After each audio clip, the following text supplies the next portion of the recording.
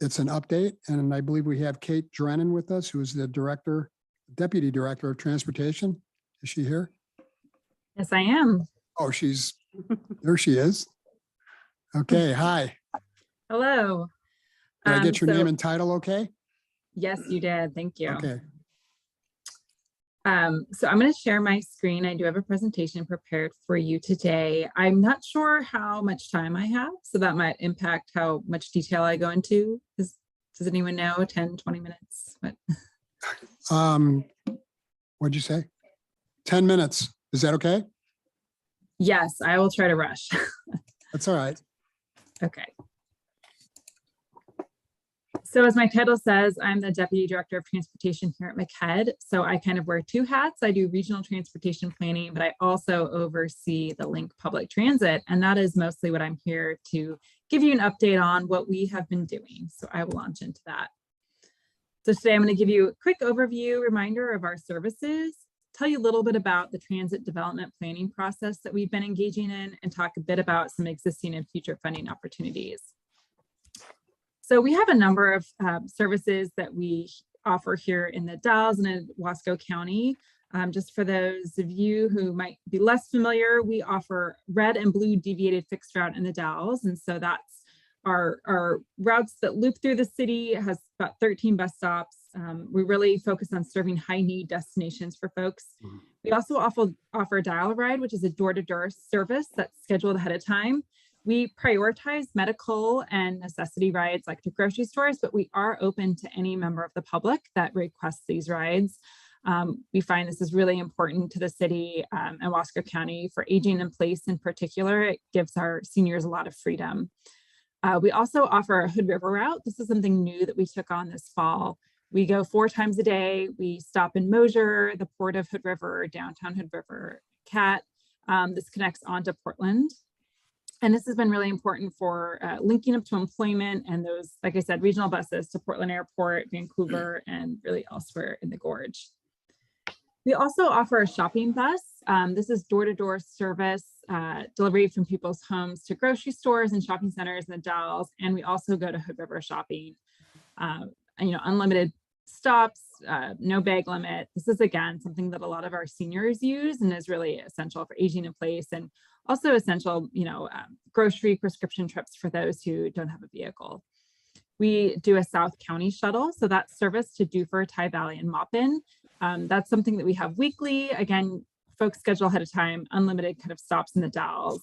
It meets a lot of medical and social needs. People come in for trips to see family, friends, go to religious institutions, that sort of thing.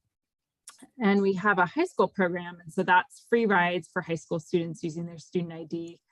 This is important for connecting our students to schoolwork, to schools, to their work, after school activities, really anywhere they want to go. They're not limited to what they use their ID passes for. We also started participating in the Gorge Pass this year. This is an annual $40 pass. It works on the red and blue and Hood River routes here in the Dalles, but it also works on Skamania County, Mount Adams, CAT, the Columbia Gorge Express into Portland. It's a really wonderful value at $40 a year to ride throughout the Gorge, connecting people again to Portland, the airport, kind of all over. We built an equity program into this that raises money for search and rescue. It helps offer free transit passes to low-income individuals, and it also gets kind of underserved communities and communities of color, people that haven't typically gotten out recreationally into the Gorge, out here as a connection to them. In that vein, we partner with Columbia Area Transit on what we call a Transit Connect program. And this is something that we partner with our community-based organizations to provide those free annual transit passes, that Gorge Pass, or dial-a-ride, single-use dial-a-ride tickets to low-income individuals. And so that's really helping support these organizations to get people access to transportation that might not be able to afford it. We also support those organizations with kind of travel training and transit information, and we're working on developing a transportation ambassador program. So kind of building organizational capacity within these organizations to be able to better serve their clients. So that's about all the stuff that we're doing currently, but we've also been engaging in a long-range transit development plan with the help of some consultants. So this is for Wasco County. It's a 20-year transit plan. It's kind of the first one that the link has done.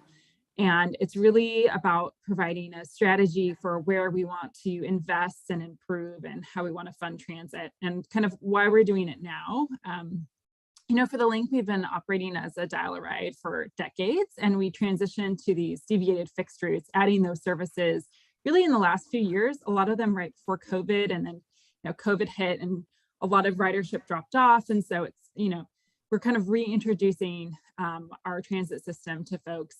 There's also just a lot of changing technology in the transit world. There's changing electrification of fleets. There's a lot of rider tools that are out there and accessible to help people better access transit and understand it. And then the other reason is just, you know, we all know that there's a lot of high costs of housing and the combined housing transportation costs. And even now just transportation costs with the cost of fuel rising, that thinking about there's more need than ever for good transit service that's available to everyone. So how can we make our services more accessible, convenient, efficient, comfortable, all those things. So as we went about this transit development plan, we have been looking at some guiding goals and policies to really drive the plan. And you can see here we pulled from the City of the Dalles Transportation System Plan that was done a few years ago.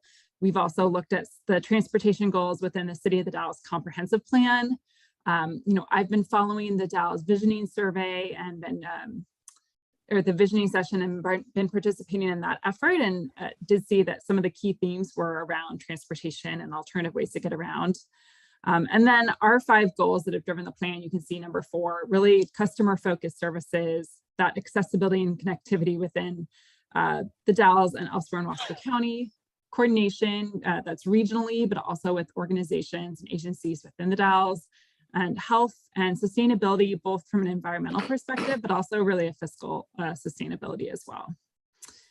So early on, we did create a needs summary, and these needs were determined by looking at previous plan processes, by doing stakeholder interviews, online community surveys, and onboard surveys of our riders as well.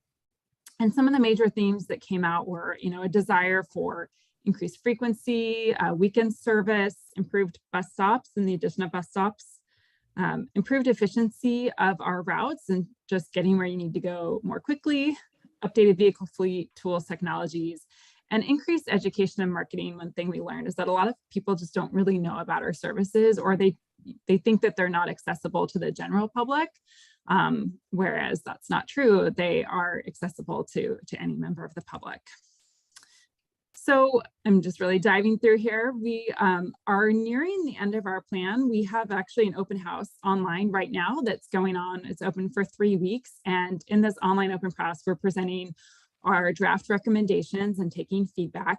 We have our recommendations sorted into a short-term, midterm, and long-term. And again, this is a 20-year plan. So by short-term, I'm looking at 0 to 5 years, midterm, 5 to 10, and long-term, kind of 10 years and beyond. And so in our short term, we're looking at really those efficiencies of our existing routes and converting some of those, really expanding the number of bus stops, better serving downtown, some of that marketing and branding and better coordination. Our midterm and long term look more at higher cost, more involved items. So that could be additional services to South Wasco County.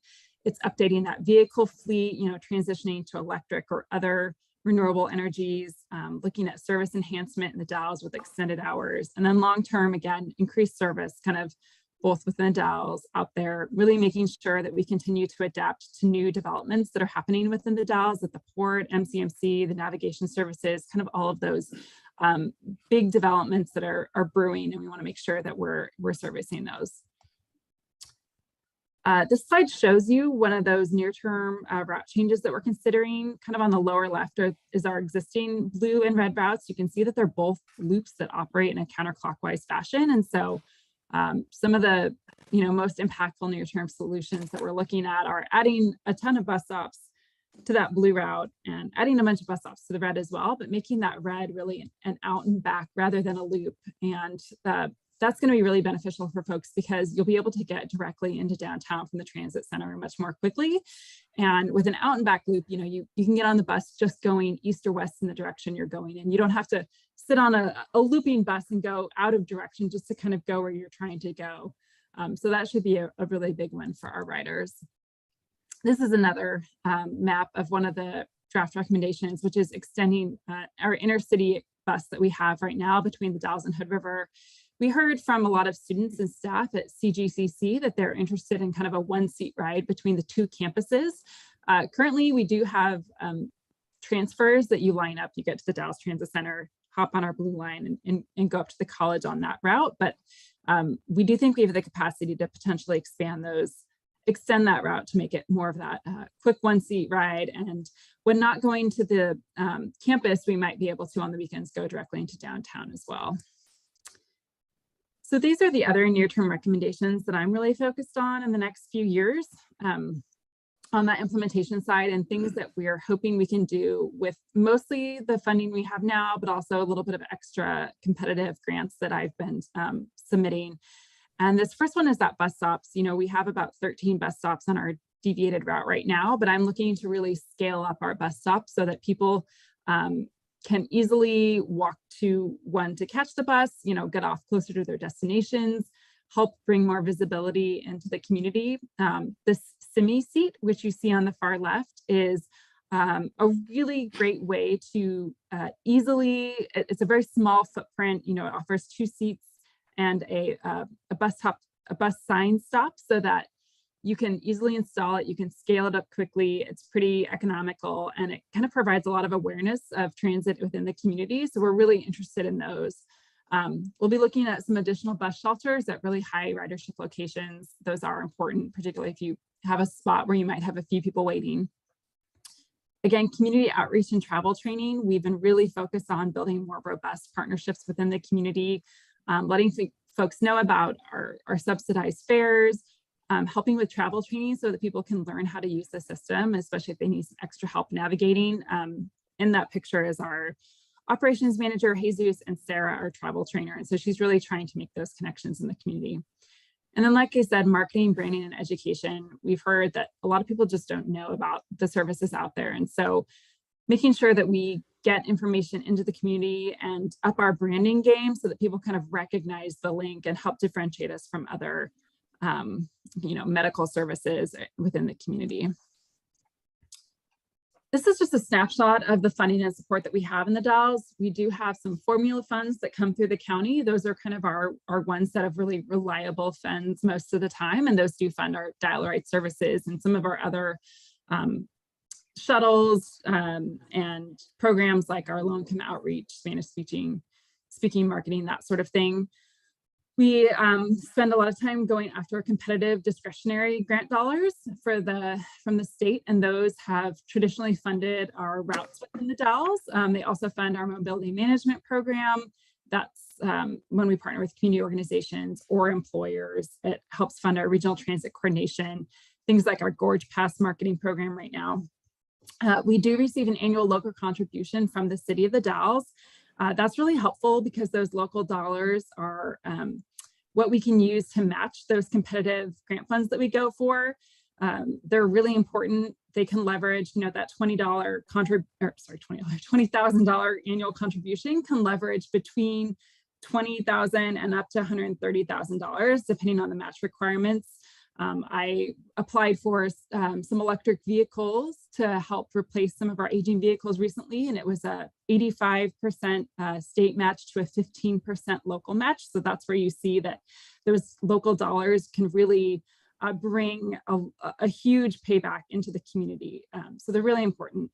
And another way the city has supported us in the past is with in-kind support with labor to install signposts and ready shelter sites for our contractor who came in and installed our shelters. We also pursue foundation grants. We've gotten grants from Google in the past and the MCMC Foundation. And then of course we have our fares and contracts and other reimbursements. This is just kind of showing you, this is a graphic from our transit development plan. A lot of the recommendations that are coming out of it from our consultants are wonderful, but very expensive. And so we were trying to kind of show what they would cost. to meet some of those needs that were identified and what we would need in terms of funding to meet that need. So I'm nearing the end of my 10 minutes, and I just wanted to end with a sort of a few slides of what's next and how you can help. So we are finalizing that transit development plan. We're processing that open house feedback that's happening right now. We'll have the Macaque board adopt that. It'll also be accepted by the Wasco County and updating that transportation system plan. I'm really focused on implementing these route recommendations and those bus stops. We're hoping we get those competitive grant dollars to buy those semi seats and get some of those installed. We'll hope to work with the city to implement those new bus stops. I'm also focused on a fleet transition strategy.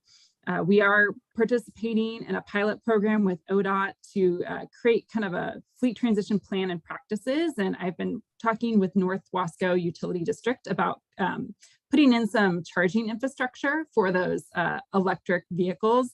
I think for us, we're moving in that direction. We need to replace fleets. Going electric is going to save us money on fuel and maintenance. And so that's something that we're looking forward. We're doing some forward looking and trying to find the money to get those electric vehicles. They are a lot more expensive, but then the operating is a lot cheaper. So focusing on that transition strategy. Again, outreach and communication, and always looking for funding to meet those community needs and visions. So my last slide of just ways to support the Lincoln Public Transit here in the Dalles. One is just, sharing out information about us, about our routes and services, letting folks know that we are out there in the community, sending people to our website or our offices. Riding transit is always a great way to support us. Buying the Gorge Pass from the link. We do share our funds across the region, but if you buy from us, then more money goes to the link, which is great. Additional funding always allows us to continue to expand our service and leverage additional grant dollars to invest in the Dalles. So I think if you have ideas about other grant opportunities or other local funding sources, we're always really interested in those partnerships. And then this the partnership between agencies, in-kind contributions through partnerships with Public Works and planning, and anything that allows us to kind of keep more of our funds for those capital purchases. So all different ways. And just this last slide to say thanks and let you know the folks at Macaque. So you probably know Jessica Mehta, our executive director, myself, and then as I said, we do have our operations manager, Jesus, who has been there about a year, and Kathy Fitzpatrick, who many of you might know. She's our mobility manager and well connected throughout the community. So that's kind of the transportation group at Macaque these days. So thank you so much for that time. I kind of rushed through those 10 minutes, but please do let me know if you have any questions, and always feel free to give me a call or email. Thank you very much. Does anybody have any questions for Ms. Drennan? A question, statement, I guess. I was with Macaque when we offloaded it to Macaque, and I was on the transportation committee with Macaque, and from where it was to what it is now, light years difference, and kudos to everybody at Macaque for such a good job, and good luck with the future. Thank you. Thank you, Counselor. Anybody else? Okay, very thorough report. Thank you very much. And we look forward to seeing you back in 1 year. Okay, thanks so much. Thank you. Item 5B on the agenda is the Dalles Chamber of Commerce Annual Report. Lisa Farquharson, please introduce yourself and proceed. Making sure I have all the right buttons off and on. So I'm Lisa Farquharson. I am the CEO and for the Dalles Chamber and the Visitor Center. And I am here to give my annual report that we do for the contract that we carry with the city for the promotion marketing arm for the city of the Dalles and the Visitor Center that we do. And taking care of our visitors that come to us frequently to our front doors.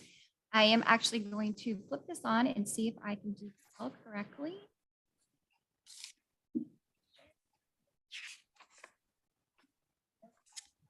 I can cheat by looking up there at the same time. All right, this works.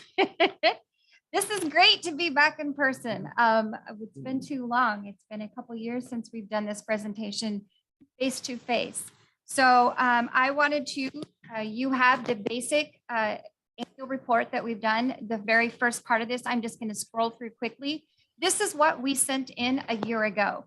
for the proposal of our work plan that we do for the city of the Dalles, along with that budget. So this is for the 21-22 fiscal year, which is coming to an end already, the end of June. And so we went thoroughly through this.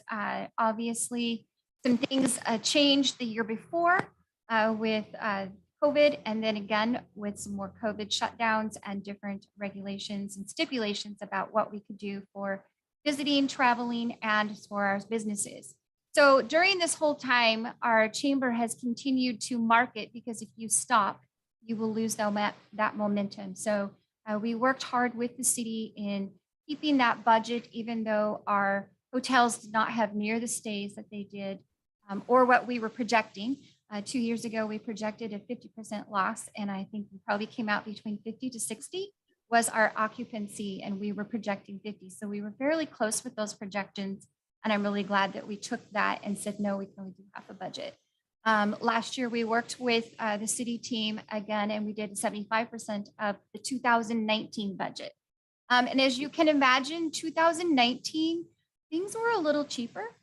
Labor was a little less, printing was less, marketing was less. So that 75% budget, we stretched it as far as we could this year with the raising costs. But I am happy to report, and I'm going to take you guys directly. Sorry, this has taken me a little while to get through, but if I do something else, I'm afraid I'm going to mess it up.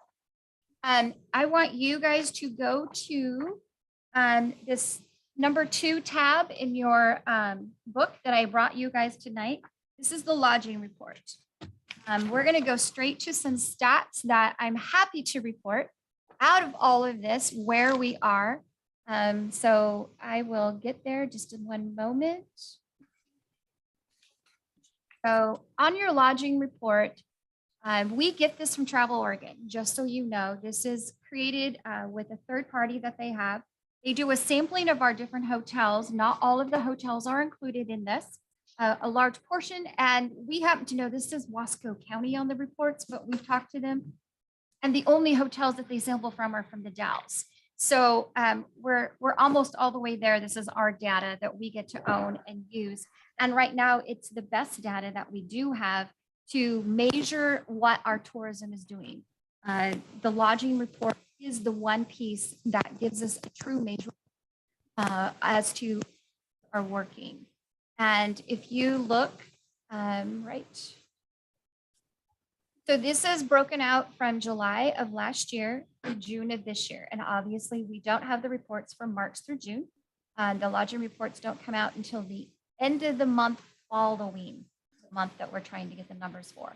But I want you to look, we included, normally we just do 2 years, the 21-22 and then the 20-21. But we went ahead and put the 2019-20 in there because we wanted you to refer back to the most, our best numbers so far. We were building a momentum in tourism. We were getting our numbers built up. We were having more stays, more activities, more events, more visitors, and all of that. So I want you to refer back to the 2019-20. You will see this past year, even with not everything open, masks are still in force at this time. There was only 1 month that we were not at the 2019 rates or above, and that was August of last year. So we are well exceeding our numbers of 2019. The other factor to take into this is that our hotel rates are actually higher because of demand, because of today, because of rates, labor cost and everything. The hotel rates have increased quite a bit, about 8.99% overall. That's the average. So what comes to the city for those tourism dollars is the top 6%. So your rate, no matter what it is, they get that top 6, and that's that little hotel tax fee, and that's coming to the city. So we should be at or exceeding what we were able to collect in 2019, which is amazing. I mean, that is awesome to be coming out of this and having those kinds of information and those kinds of dollars coming into our community. I want to give you a quick example. You do not have this on your sheet of paper. This is my cheat sheet. Just so you have an idea what that means for hotels. I'm going to reflect on January, and this is something I shared with Julie already earlier. Our January lodging this last year was at the 47.1% occupancy. It doesn't seem like a lot, but this is the deadest month of the year, January. People are already done traveling. They're already done with the holidays. They are staying put, and the weather kind of helps them stay put. And so with that, we have figured out an average tourist overnight. It has reduced greatly because of the pandemic. They're spending a little tiny bit less, but they are going and doing things. They average $293 a day. That includes their hotel. So they got food, restaurant, going out and getting fuel, shopping. Now, if they visit a welcome center, they're more apt to spend $490 a day. We're going to use the lower one, the 293. I want to stay conservative. And so if they come and you have a demand, and we totaled up how many rooms were occupied for the entire month of January, which was 12,107 rooms. Now, that's still kind of a sample. And then if you multiply that times $293 a day, come out to $3,547,150. That is huge. That's what stayed in the Dalles for the month of January because of the people staying in the hotel. Our deadest month, and yet it still was $3.5 million for staying in our now. That pays for fuel, that pays for restaurants, our labor, our hotels, supplies. Some of those people were broke down because of the weather that we had. So they were getting tires, they were getting their cars fixed. They were in hotels, they were in, some were in the hospital. Some are staying at our veterans hospital, and the families are staying at the hotels. So there's all different kinds of factors that go into that. But for the deadest month of the year, we kept $3 million into this community strictly from our hotel guests. I just wanted to give you a little picture of what these numbers might imply when you're looking at these percentages that are jumping up, especially let's look at February, 16.3% increase over 2019. We're still in the winter months there. So I'm actually excited to see what we do for the rest of this year and where that's going to put us on that tourism piece of it. So before I go on to your next little bit, I'm going to just highlight and then kind of highlight what we've done. And if you want to ask questions in between, please ask away. It's actually almost easier when you're presenting facts like this. Is there any questions on the lodging piece? Now, those numbers are,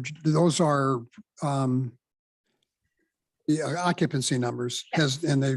So if they're up that much and the rates are up, that means our revenues are up Yes. at least that much, right? Your revenues are actually higher than what they were in 2019 right now. Maybe, Julie, could you, the lodging tax goes obviously into the city's general fund. It also goes to. Right, and the transient room tax, we do a budget issue paper on every year to show you, like, kind of coloring the money so you understand where that revenue goes, because by ordinance, a specific amount needs to go to tourism promotion. Mhm. So that includes the chamber's tourism contract and then a variety of other things. Like the Park District. The Park District gets 2% of all the taxes. Okay, thank you. Any other quick questions for Julie or for Lisa For me. Either one. or Lisa or Julie? We talk a lot about tourism. So if you go to the next tab in 3, I'm just going to briefly just tell you what this is.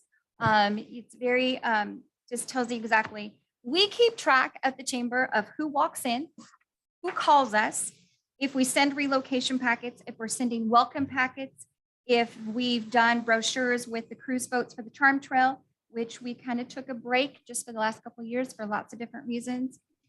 If we've done a bulk mailing having to do with tourism and promotion, or if we've paid postage specifically targeted to the tourism pieces.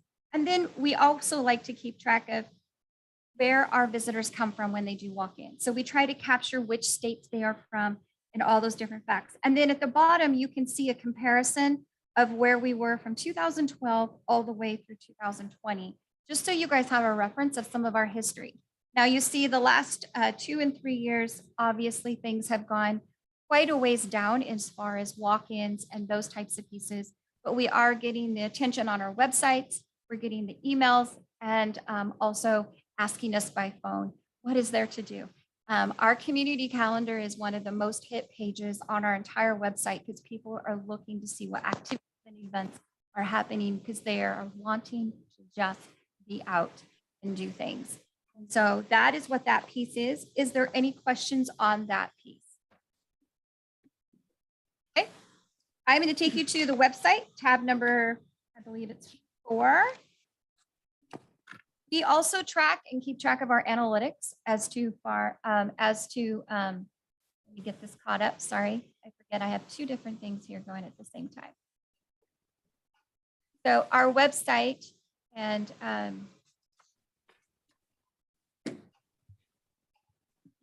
we keep track very carefully just so that we can have an idea of who our audience is, what they're doing, where they're hanging out on our pages, what pages we need to improve, and what cities are hitting us. So we have all of this on there, how many sessions per month, how many users that implies, how many page views that is, what pages are hit the most, and then what percentage of that are new visitors and what is that returning. And then we have our top cities, but we also keep track of the percentages of those ages and that demographic, female or male. This really helps us to target our marketing where we want to do that. What are they, if it's the hiking page, all of a sudden for the next 3 months, we want to start looking, okay, then next year at this time, a month before that, we need to really be advertising our hiking. And attract more of that type of demographic that's ready to come and do those things here in this town. So that is one of the things that we try to keep track of very carefully. We just launched a new website a year ago during the pandemic. We are in the midst of still improving, adding more video, adding itineraries, trying to make that really enticing on those different pieces. And we are actually having an intern who's a creative writer who will be here this summer to actually redo all the copy. And we are looking forward to some youngness on that so we can make sure that we're reaching all those demographics. She's also an outdoor enthusiast, so that will help with some of that hiking, biking, and those different walks and the wildflower walks. How can we make sure that we capture those audiences that are going to those places that are naturally outside of the Dalles? How can we get them back into the Dalles when they're done having that experience? So those are those parts and pieces that we're always looking to improve. One of the things that we are adding as a chamber, because I'm a visitor center and contractor for tourism, but we're also a chamber, and the part of those things is the tourism promotes everyone, and the chamber really focuses in on our businesses. But as a chamber, we are restructuring our website, which will have a marketplace platform, and our businesses will be able to sell trips, packages, itineraries, experiences, and product on our marketplace that goes directly to them. We are just providing a platform, and it will all be set up so it goes right to their merchant market, or their merchant account, and we don't handle any of the money. We're just helping to promote our businesses. It builds up our awareness. It gets our better SEO. It also gives our businesses 2 different or 3 different places to put their product, which helps build that awareness once again for the Dalles overall. So the chamber is trying to find different ways. In our new website, we will also have what's truly a community calendar. And I haven't even had a chance to talk to Julia yet. This community calendar actually is a piece that can be embedded on everybody's website, and they have their own tab. So when they come to the chambers, they're going to see that the city put all of this information in, and it's under the city. You have all of your items. If someone was at let's just say the radio station, they put all of their events that they do, and their customers can put it in right on their website. But when you come to ours, you can see every one of those tabs individually or the whole thing filled up. So we're looking at that aspect. We're still learning and being trained on how that all works. But we're excited about the possibilities of having a real community calendar that captures everybody's things, but still gives it the ability to look at those separately. So it's not all mixed in or overwhelming. So those are some of the things that we're trying to work on to improve. So any questions on the web? It's pretty straightforward, but I want to make sure I answer anything. Okay, so we're going to go right to number 6, advertising, which is what we do everywhere, anywhere, and anytime we can. So this is just a sampling of some of the ads that we have done. over the past few months. Some of these are in outdoor recreation. Some of these are on the web, and some of these are in Oregon 1859 magazine. Some of them might be in a guide, fishing guide. We actually advertise in the ODF and W guide. That one is hung onto for an entire year. And we make sure that we get in close to where our region is. And it talks about the Dalles and it shows different things to do as far as outdoor activities. And it's pretty low cost, but we're there and we're present. So that's kind of what we're looking at, is how do we be present? One of the things that we did this last year for advertising is that we took a risk. And I mentioned this at one of our quarterly reports. We decided to invest in Coin TV and KATU TV last summer. Everybody was competing for the tourist all at the same time across the world. We had to spend some dollars to be competitive with some of our neighbors and some of our region, and actually some of our state and the Northwest, in order to get visitors here. And our businesses were starving. We're about 60, 75% reliant on tourism dollars for some of our businesses. So we invested very heavily in Coin and did a campaign for July. And we invested very heavily and did a campaign with KATU in August. Those were very expensive and took a big chunk. But if you go back to your lodging report, August was down. July and September were above where we were in 2019. And that was out of the gate for summer. And we were able to raise those numbers with the awareness and getting people here and getting our occupancy up. So we're looking this year to do that again, very specifically, very intentionally. We took a risk. We weren't sure how it was going to turn out. And now I have a better idea how to do some of these campaigns. So that's why our budget this year is a little bit heavier. I really want to invest and do some larger campaigns in hopes that it can help on the shoulder seasons, especially for the Dalles, in building up that so that we have a better all year round in our lodging. Any questions on the ads? Like I said, I'm going to go right through this. Okay, this is my favorite. Yes. Thank you, Lisa. Thank you. On your proposed tourism budget under marketing, it goes from 70,000 to about 125. That's the biggest single increase. Is that for the television campaigns? Okay, so where are you at now? He's back on your budget. I'm on the budget. You're on the budget. You skipped way ahead. You actually referenced it, so I wanted to ask you about it. Open the Okay. door. Let me get there. Said you wanted to spend more on the television campaigns. You thought they were more effective, or you'd learn how to be really effective Yes, with those. Is that that what is- that's for? Thank you. All right, I just had to get to that page. So I make sure I give you the right answer. Oh, a little bit also is that this budget that's proposed is reflective of 100% operation, which we haven't had for 2 years previous. So, all right, so because I'm a number geek, this next tab, number 6, is my favorite.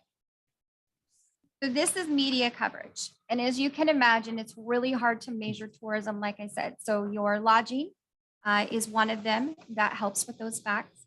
The other one is we can actually go back if we've had an ad, a story, a video, we can go back to some of these places and we can get their analytics for their website. So we know how many average web hits they get, how many average readers are to each of those stories and those different things. So I've given you a list of things that we knew about or coordinated or were aware of. Now, not everything in this list was because the chamber. Some of this is because we just have amazing businesses that do their own reaching out. Some of it's just stories that happened because it was a positive story and someone picked it up. But there are things that we do to push these stories. And so I tried to compile a list as best as we could with all of the ones that we knew about. On the right-hand side, you're going to see there is a distribution, traffic, and readership. Different publications measure things differently. So there is a distribution where they send out 500,000 copies of the Time magazine. So we know it goes out. Well, that is getting out to the hands you hope that it will get out to the different hands and you hope people will read it. That's a distribution number. Traffic is actually measured numbers online for digital. So readership is what we have found. They may not have an exact number how many newspapers got anywhere, but they did have a way to calculate how many people were actually reading because of some things that they've done to get those numbers. So we have 3 different sets of numbers, but if you scroll, I'll scroll. If you go all the way to the last page of that report, we've totaled up what's happened just since July 1 of last year.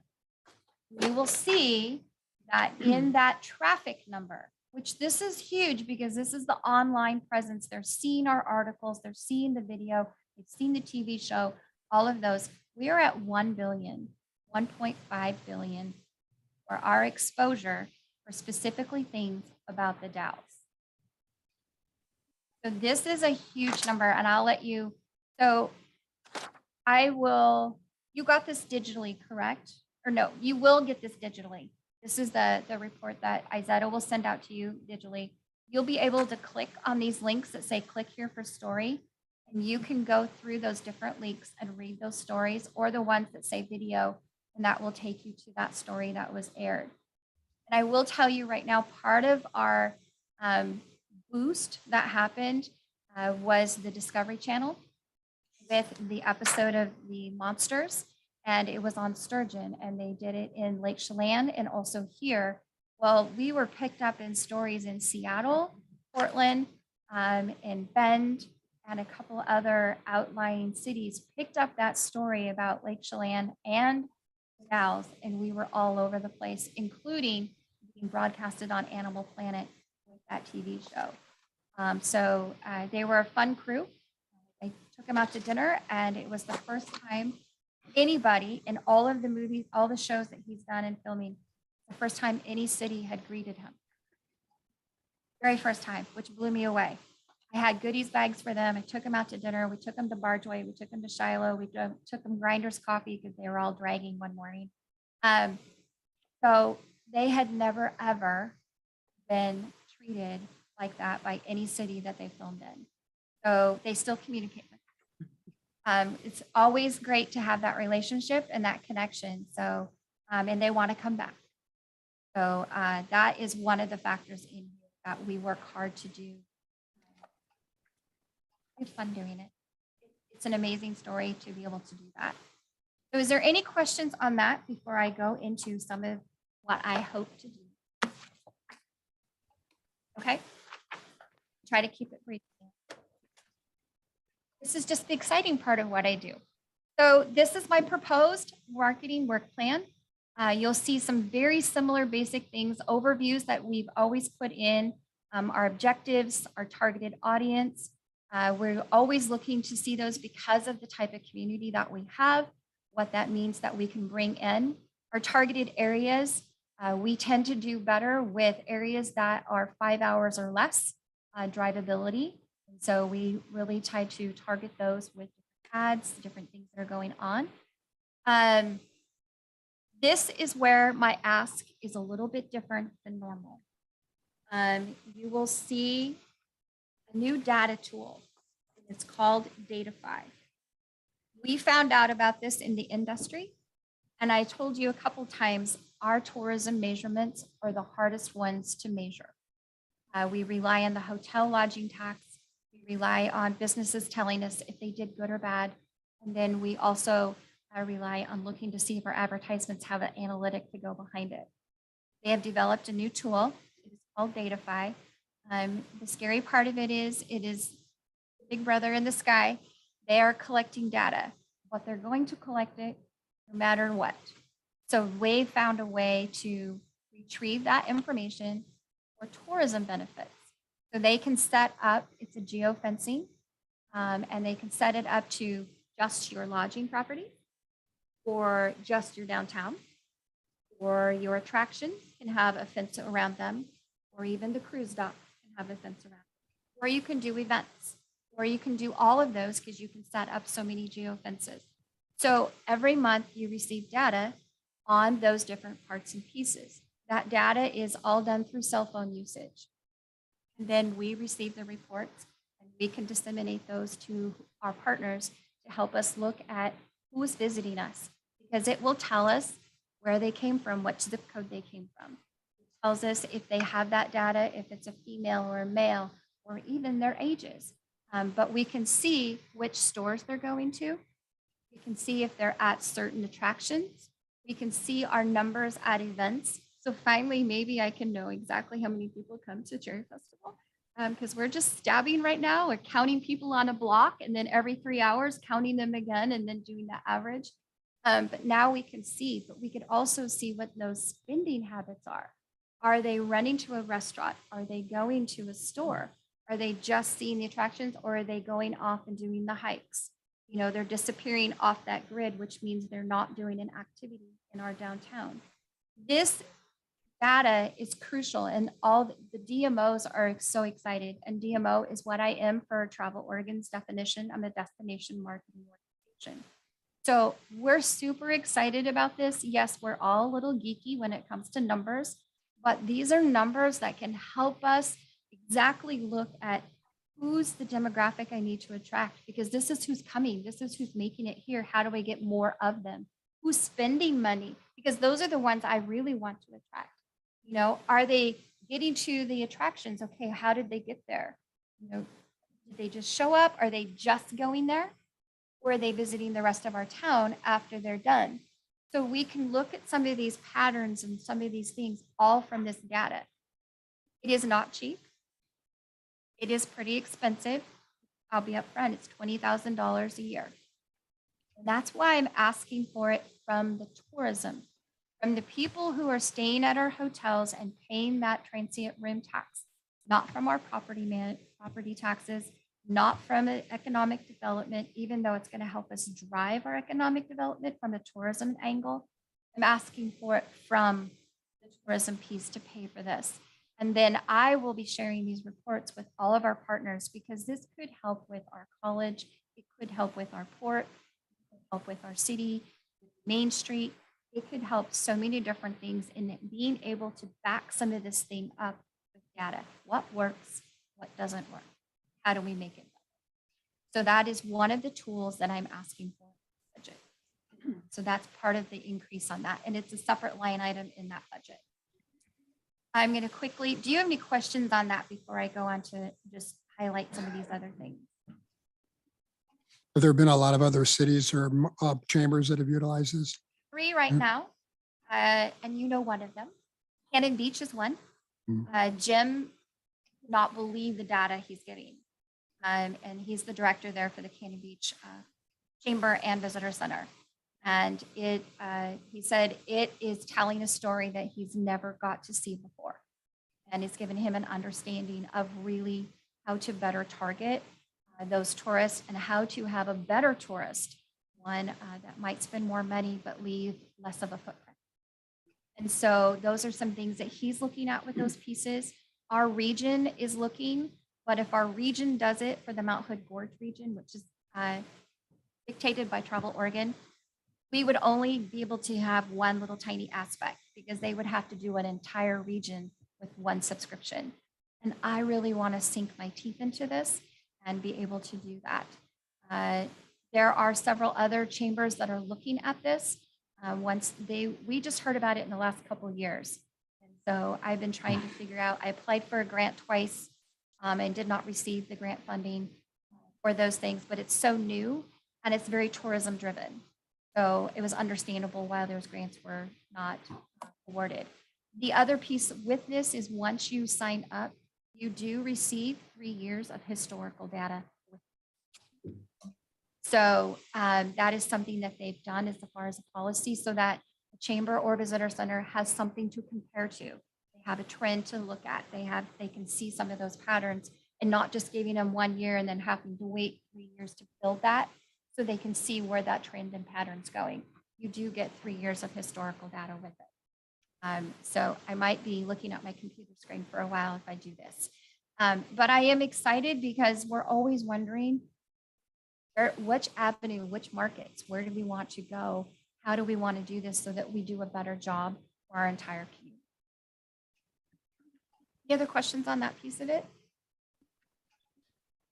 I'm going to fly through some of the rest of this. Some of this is very self-explanatory, and I've touched base a little bit. We have many different avenues that we use. social medias, video, the TV, the radio ads, and print marketing, some of those. And then we've done different campaigns as far as all stemming and coming from Explore the Dalles. Keeping with that brand and keeping consistent. And it does work. It's a very good brand that causes people to explore our community, not just visit, stop by, say hi, not just come to or drive through. So explore gives them that verb and that action of really checking out our entire community. We are one of the newer partners, and things that we're doing is the East Gorge Food Trail. And we're working with Travel Oregon and the Columbia Gorge Tourism Alliance. That is been in presence for a couple of years. Travel Oregon has it on their website. We're trying to look at more ways to beef that up. And I think I found one. For the East Gorge Food Trail, we are now working with a small syndicated TV show that has two aspects. One is total hunting and fishing, but one is field to table, and it's all food and chefs and cooking. And so he wants to come and videotape some of our chefs preparing recipes with locally sourced foods. And then that would air on his TV show with our commercial. And we would be emphasizing the East Gorge Trail with that. So we can highlight and promote our different places that do that. And that's from restaurants to farmers markets. So the Baldwin has got locally sourced, Bargeway's on that, Teed is on that, I believe Kainos is on that too. So there's several of our restaurants that are a part of that East Gorge, including Sandoz Farm and Muirhead Cannery. So it brings in a broad, and almost all of our farmers market that has anything are included in that gorge. So those are some of the other things that we are working on. The work plan overview basically is running that visitor center, making sure that it's the most friendly, up-to-date, current, and available to our customers as much as possible. That's also making sure our website is available to them, and phone calling. We go through three different aspects of touch points, and that's in person, web, and phone. And so we're constantly looking at those to see how we can make it better and more inviting. Community marketing, it's basically overviews with you, where I go, what I do, who we work with, how we work with them. Quick update, trade shows. We got to do them this year. We did the Portland Sportsman Show, and we did the Redmond Sportsman Show. For the first time was Redmond, because the last time we tried, it got canceled. And so we were there, and it was very interesting. We got emails so that we can be sending out tourism e-letters. Bend was much more receptive. We had a lot of fun with the Bend customers versus the Portland. We were able to get a higher percentage of emails compared to the people that were there, what we did with Portland. And Bend was all excited that we're doing the Cherry Festival, and they were ready to come. They asked about the 4th of July. They knew about the cruise in. So they keep track of what we're doing up here. And so we were able to talk to several people and encourage them to come to the Dalles for the different events that they were looking at. Partnerships, we have quite a list there. We work with many in trying to make sure that that footprint that we have of broadcasting and promotion is as big as we can. Goals and objectives, these are some similar ones to what I've had. Basically, that community marketing. I'm looking always for a measurable outcome. And that's one of the things I was pushing is I'm really hoping with that Datafy, we can have a better report and better idea of who is really visiting us and how much. Personnel, we work on, all of us work on everything. We've got visitor services, marketing, promotions, and then admin. And here's the number page. This is the budget that I'm asking for the 22-23 fiscal year. You'll see that there is quite an increase, but as Julie mentioned, we're finally at a full budget because we're finally fully open, fully operational, and ready to embrace tourists coming into our visitors center and to our community. So we have upped our labor, obviously, as you've known from watching this last 6 months. Labor has become difficult to find and very expensive. We want professional team taking care of our customers in different aspects. We need to do that and meet them at that. The rest of it is kind of increases just because of cost of inflation and different things. but we have kept the rent the same. It's exactly the same of where it was probably about 5 years ago. We love partnering with the city, and we feel like it's a natural partnership to have the chamber also be the information center for visitors. Those things are just a reflection of that. And as Dan noted earlier, our marketing is quite a bit more, and we're going to need more if we want to compete. I can tell you right now, that's my biggest frustration.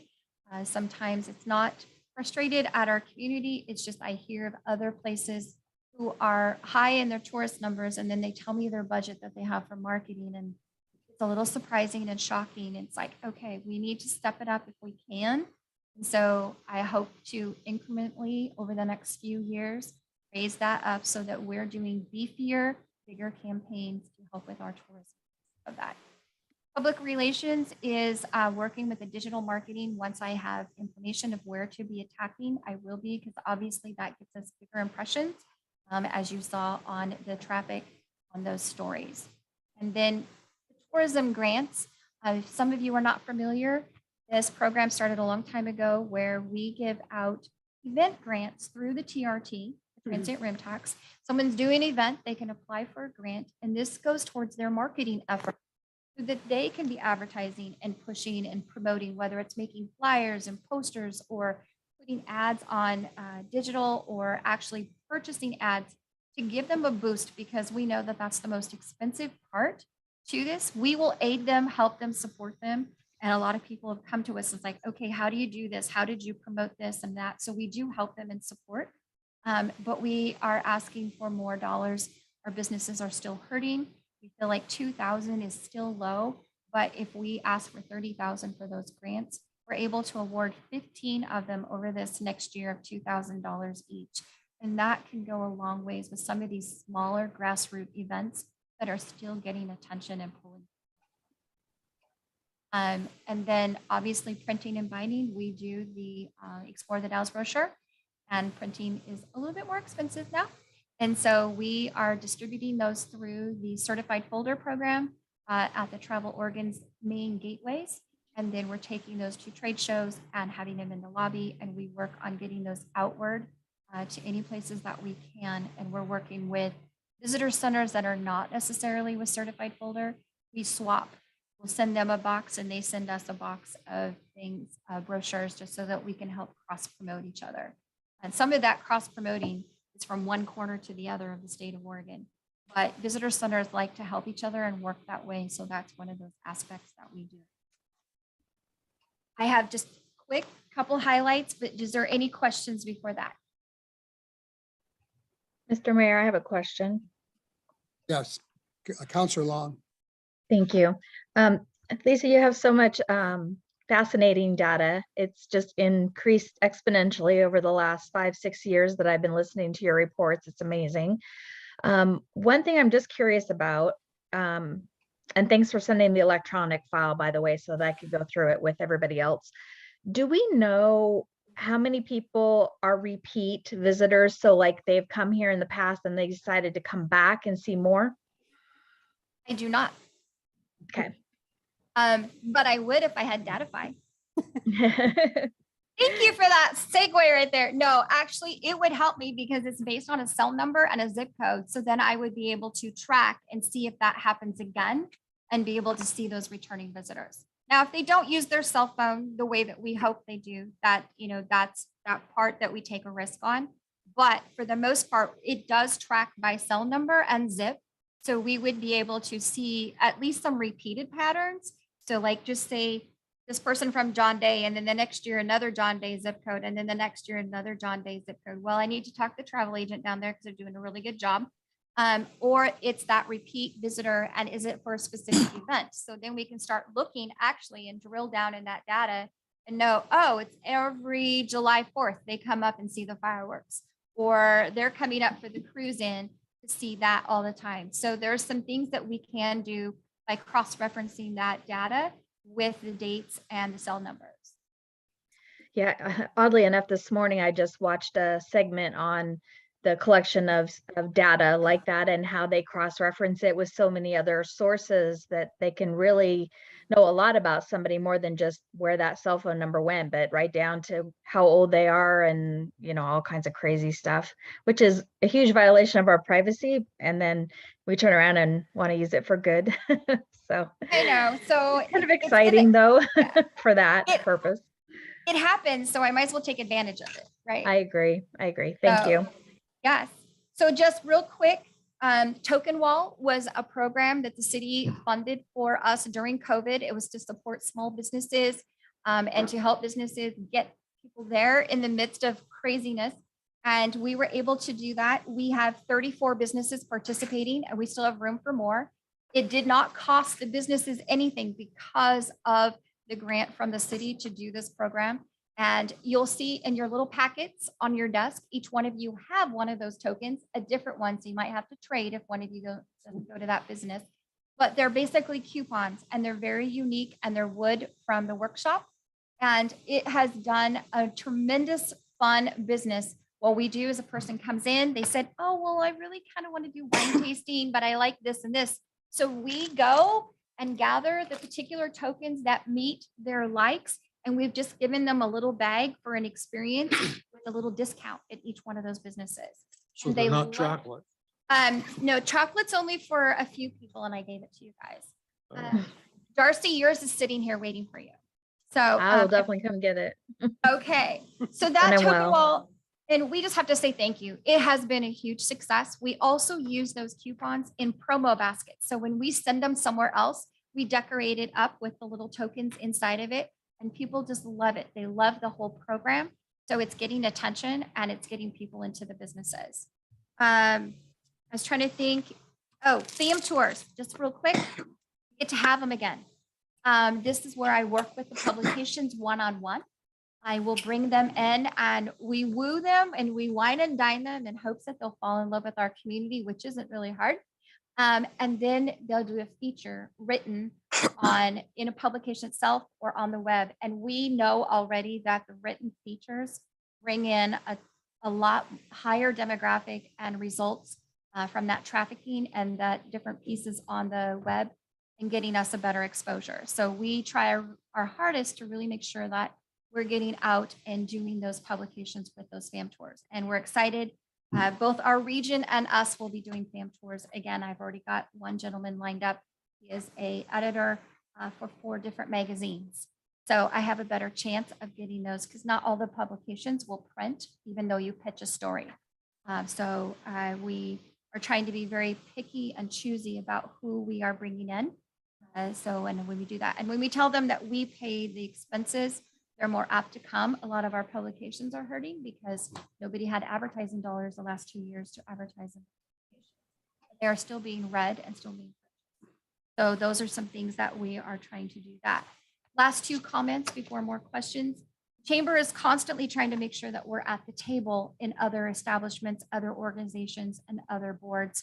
I want you to know this past fall, I was appointed by Governor Brown to sit on the historic Columbia River Highway Advisory Committee. And so I now sit on that committee. It took a little process, but that way the Dalles is at the table, especially with that trail ending in the Dalles. I'll have you know the tunnel has now been all the way blasted through. You can walk all the way through the tunnel, just not right now, but you can see all the way to the other end of the tunnel. And so they are making progress, but that way I can stay informed and be able to communicate back to you where that progress is happening. Because once it's done, we're going to have bicycle traffic like we've never seen before. And that is going to be one of the longer routes in the Northwest for biking, and people are going to be riding it.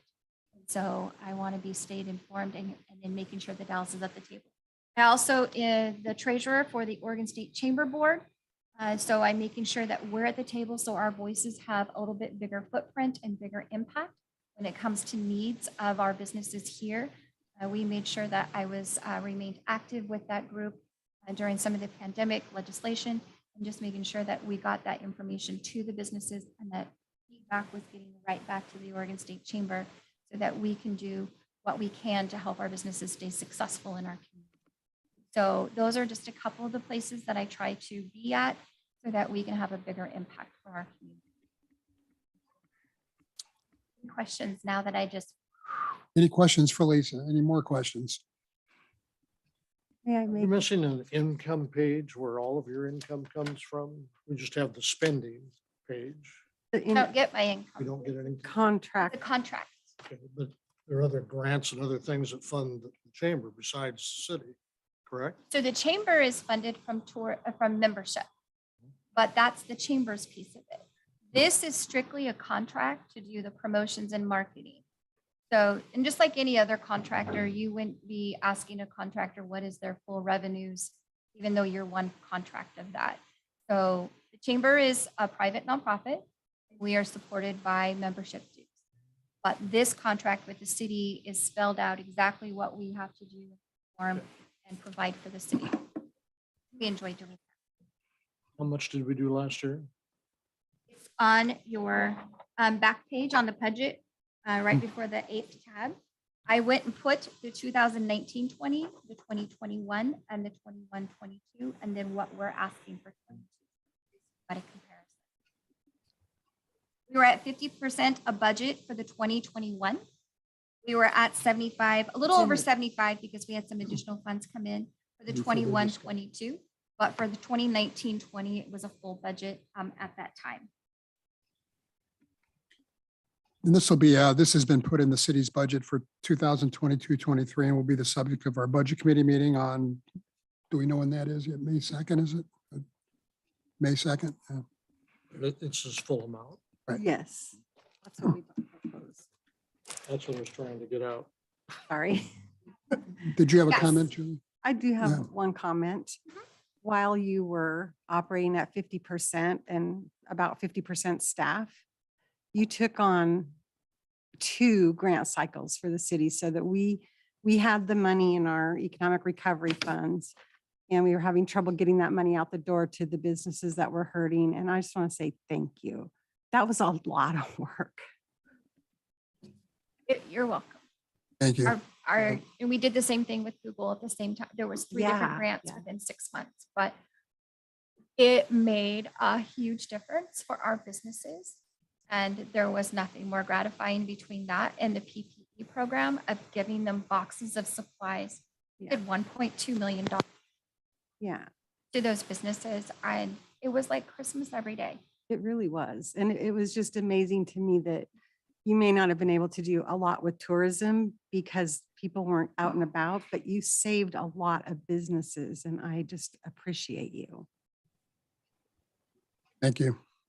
Any other questions or comments? Thank you, Lisa. Thanks, guys. We'll see you back here on May 2nd. Sounds great.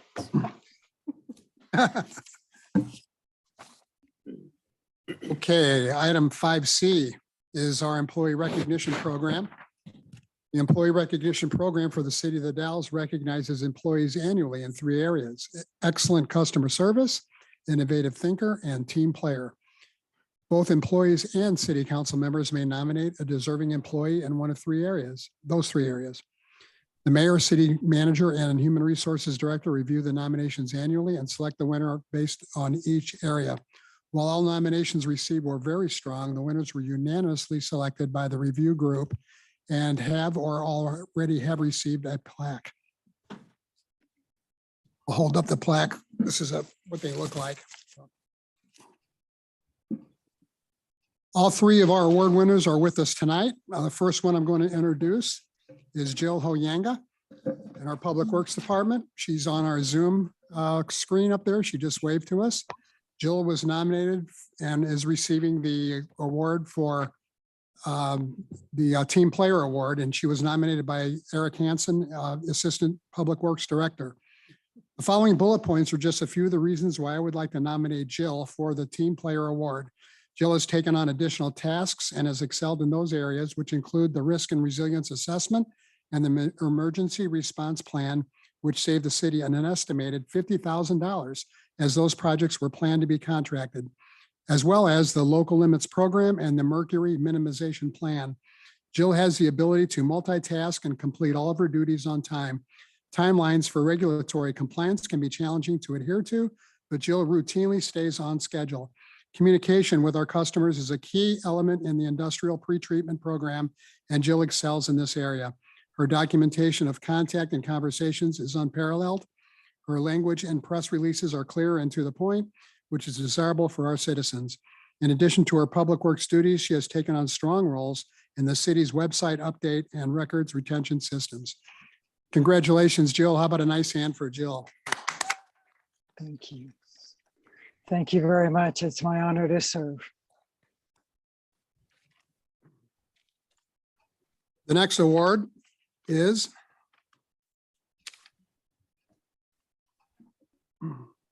goes to Officer Sam Perez for the Excellent Customer Service Award. Officer Perez is with us tonight. And he has been nominated by the Chief of Police, Tom Worthy.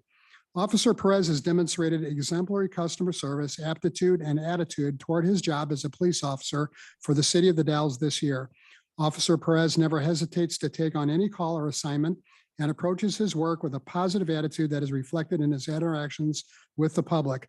Officer Perez is known to interact frequently with the homeless population and to seek out solutions that benefit the individual and the community. Officer Perez works with the underprivileged in our identification assistance program, helping people without identification receive valid identification that can be the doorway to employment, services, or housing.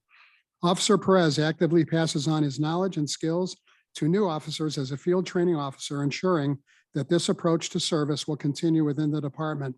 Officer Perez is well known within the Spanish-speaking community and serves as a valuable conduit between the department and this community.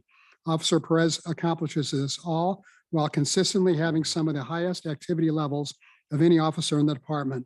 I highly recommend Officer Perez for the Excellence in Customer Service Award. Congratulations, Officer Perez.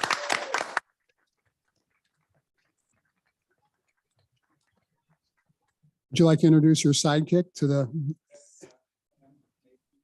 Okay. Okay. Well, congratulations to him too for having a great dad. So, okay, our final one was supposed to be a surprise tonight, but I was told that this individual does not like surprises. So I went ahead and broke the news to her about an hour ago that she is the recipient of our Team Player Award, and that would be our city clerk, Izetta Grossman. She was nominated by Jill Hoyanga in the Public Works Department. Izetta Grossman is an exceptionally innovative thought leader. She routinely seeks new and more efficient work methods. I'm writing this recommendation because of her leadership in developing a new website platform. I am honored to be a member of the website development team. Izetta's style of collaborative leadership has boosted the team to that magic place of the whole being the sum of the parts. Notable attributes include, she included the team in the website developer selection process. It was clear from the 3 interviews conducted that she had done substantial research before selecting the finalists. The whole team was satisfied with the selected contractor. She has held a clear vision for the new citizen customer user interface with the goal of making the website the city's front office. Yet she invited the team to give many meaningful input on the look and feel of the new website. She has been cheerful and practical through many challenges of building a new website. Her upbeat manner in the face of each challenge has helped pull the team into problem-solving mode while keeping every member of the team on board. In short, Izetta is always great to work with, but this year she really went the extra mile by taking on the ambitious website upgrade project. I might also add that I think she deserves a lot of credit for what she did with the council chambers, the renovations here. So with that, I'd like to ask her to come up and get her plaque. Thank you. Come on, how about a nice hand for Izetta?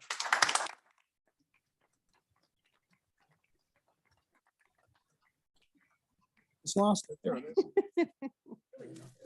Congratulations. Everyone else already got it. You got the line right.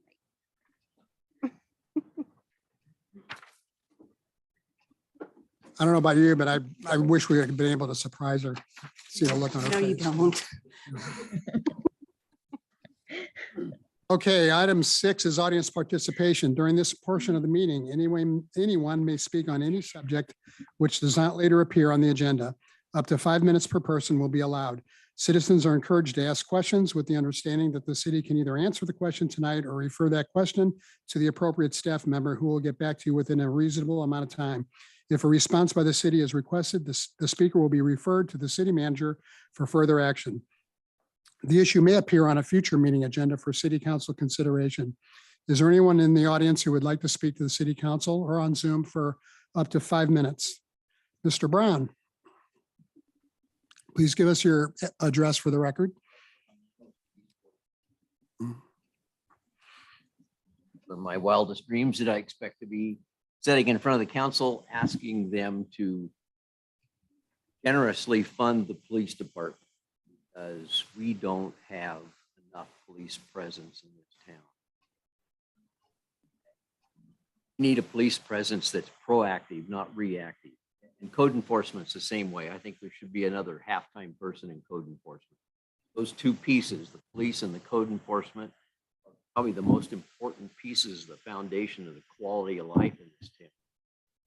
We need to do something about it. We need to do it soon. I know there's been some trainees and whatever they call it, cadets, whatever you want to call it.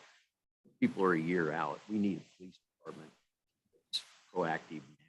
If your pellet grill hasn't been stolen off your porch, or your catalytic converter off of your car, or your car stolen, it doesn't mean it's not going to happen. It's happening a lot. I don't know how many of you really know about what the statistics are, but you can walk across the street and the police department.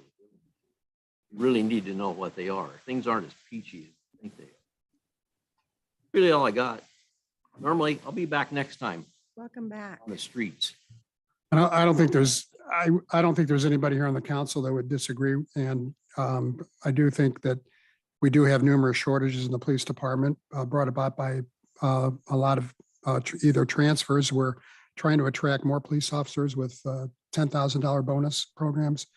And we also have a problem attracting police officers in this day and age, as well as other cities. But I'm confident we're going to be back up to full strength, hopefully within a year, and we'll be addressing some of the problems you've rightfully brought up. Thank you. I'm curious to know what the difference in our starting pay is over what Portland City Police starting pay is. Mhm. I can't afford to get public information. It's way too expensive, but Okay, thank you. Is there anyone else in the audience who would like to address the city council for up to 5 minutes? Going once? Oh, go ahead. Please give us your name and address, Ms. Dewey. My name is Jennifer Dewey and my address is 383 Summit Ridge. I just wanted to say thank you for coming out to the meeting that the business owners had a couple weeks ago. And I think it was a great starting point for conversations. I also wanted to say thank you for that following week. I saw some things that changed. And so that's honestly, it's inspiring to know that things can move and that they are in motion, you know? And so I want to say thank you. I thank you for all of you that came, that were invited and came to it, and I appreciate it. So, and I go along with Mr. Brown's sentiments too. Police department needs to be funded and not, you know, I mean, I would look at bonuses are great, but continual pay is even better. And I think that helps out, but I do think that they need support, and they need support from the DA's office in order to feel good about the job when they get going. So just encouragement on that too. So anyway, I don't always complain. I do say thank you. So. Thank you very much. Anybody else? Last call, going once, twice. Anybody on Zoom? No? Okay, thank you all very much. Item 7, city manager's report. I do not have a report for you tonight. She does not have a report tonight. City council will start with Councilor Long. Oh, thank you, Mr. Mayor.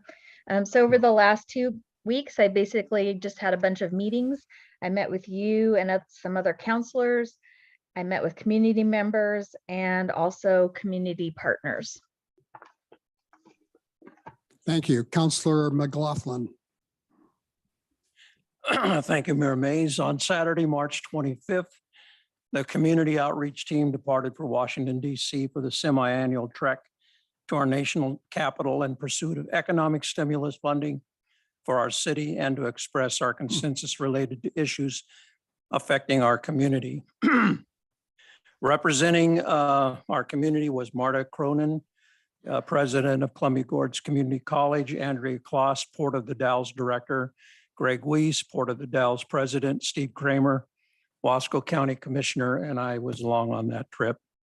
Our plane was delayed 2 hours, so we didn't arrive in Washington until after 10:30 that Saturday night.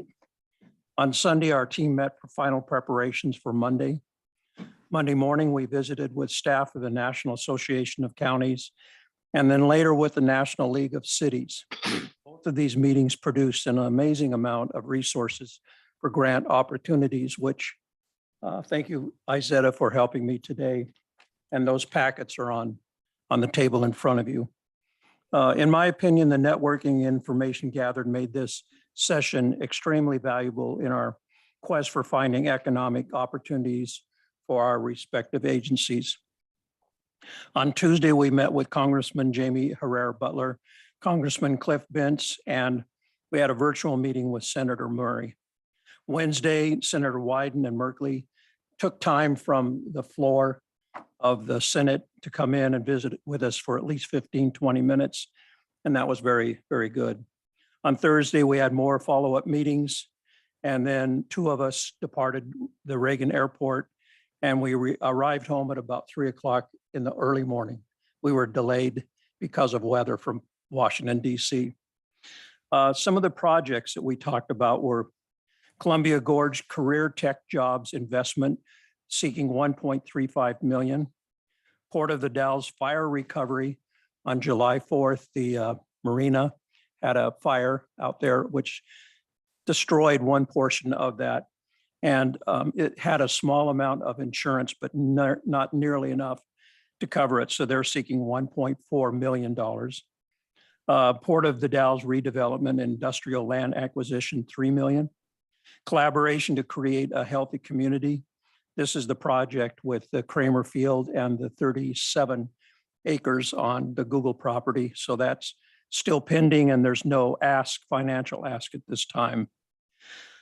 Administrative and policy issues, Federal Forest Fire Fuels Reduction Act, which we're in support of reducing and managing the debris that falls on the forest floors, which we feel it also stimulates more fires and more drastic fires. So we would like to see a management plan. Payment in lieu of taxes and secure rural school continuing funding. Lower Snake River Dam removal.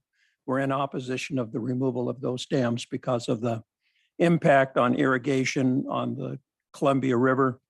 So we stated that to our elected officials. And continued EDA economic development and administration, very important for small rural communities to have that, and it's back. It used to be called earmarks, and it's now back again.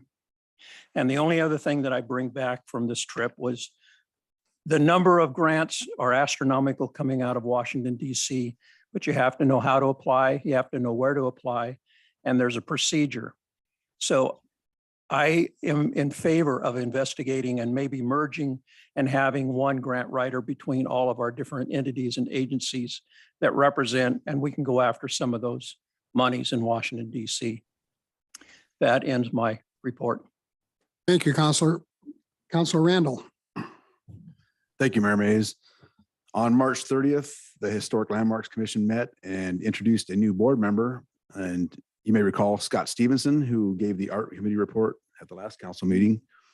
And on the, also they approved 2 applications from the Dalles Main Street and Wall Dogs for new murals, one at 119 East 2nd and the other at 122 East 2nd Street. And then on May 6th, met with the mayor and Councilor Richardson for a briefing. And that's my report. Thank you. Counselor Richardson. Well, that's a tough couple acts to follow there, Mr. Mayor, but I did attend a briefing with yourself and Councilor Randall on the 6th. I've had a couple of various constituent conversations in the last couple of weeks. And on the 31st of March, I did attend the downtown business owners meeting that Ms. Dewey referenced. Thank you. Counselor Runyon. Well, the local public safety Coordinating Council, better known as LIPSIC, met live for the first time in a year and a half at Norcor in conference room. A new juvenile director is in the works. They're going through background checks right now, but we're close to naming that individual. Met with the mayor on taxing districts with regard to the potential Google project and so forth, and a couple of citizen phone calls regarding crime, and our police department doing the best job they can. No complaints there, but there are people walking about, and we just all need to be aware, you know. Thank you. As far as my report goes, I attended the same meeting alluded to by Ms. Dewey and Councilor Richardson. I'd also at this point like to compliment our police chief, Chief Tom Worthy, for fielding questions and explaining a lot of things that are going on in our community. I thought he did a great job. On April 1st, I attended the Yard of the Month celebration. Mr. Melvin Sparks got the April Yard of the Month award. And on April the 4th, I attended some incident command training at the college. And I also attended the beautification meeting that evening, the beautification committee meeting. On April 5th, I and other members of the community outreach team met with Margie Anderson, who's an assistant for Representative Cliff Bentz. And on April 7th, I attended a regional solutions tour of the 35 acres that is being donated to the city by Google. Finally, I'd like to take this opportunity, as everyone knows by now, I'm sure, that our city manager, Julie Kruger, is retiring. Julie has spent 33 years here working for the city. She started out, many people don't know, as a planning secretary and was promoted to deputy city clerk and became our city clerk in 1992 and spent 23 years in that position. And she became the interim city manager in 2015 and was promoted to city manager in 2016. So I'd like to take this opportunity for having you join me in celebrating and recognizing Julie and her 33 years of service.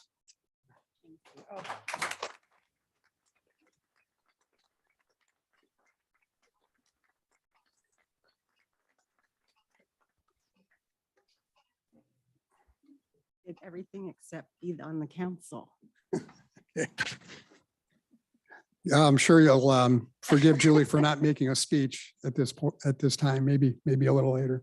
So, okay, item 9 is our consent agenda. Items of a routine and non-controversial nature are placed on the consent agenda to allow the city council to spend its time and energy on the more important items and issues.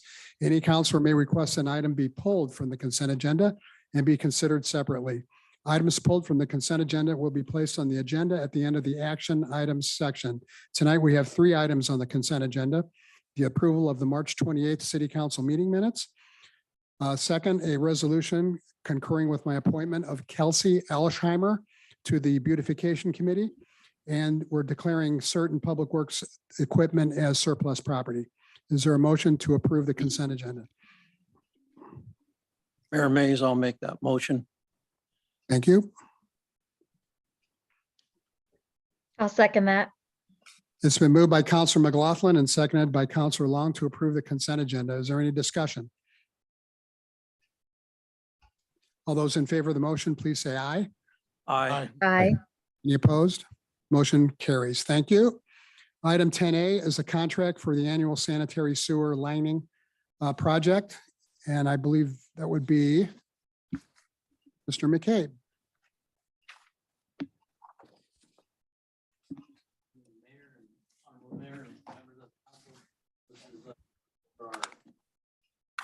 Annual 2022 sanitary sewer lining project. For this project, we're going to be looking at PVC liner or cured in place pipe lining, approximately 4,500 feet of sanitary sewer pipe located in different locations across the community. The pipe sizes for this project will range anywhere from 8-inch to 24-inch in size and pipe. For this project, we typically try to budget $300,000 to $500,000 annually for a project similar to this. For this particular project, we had budgeted $400,000.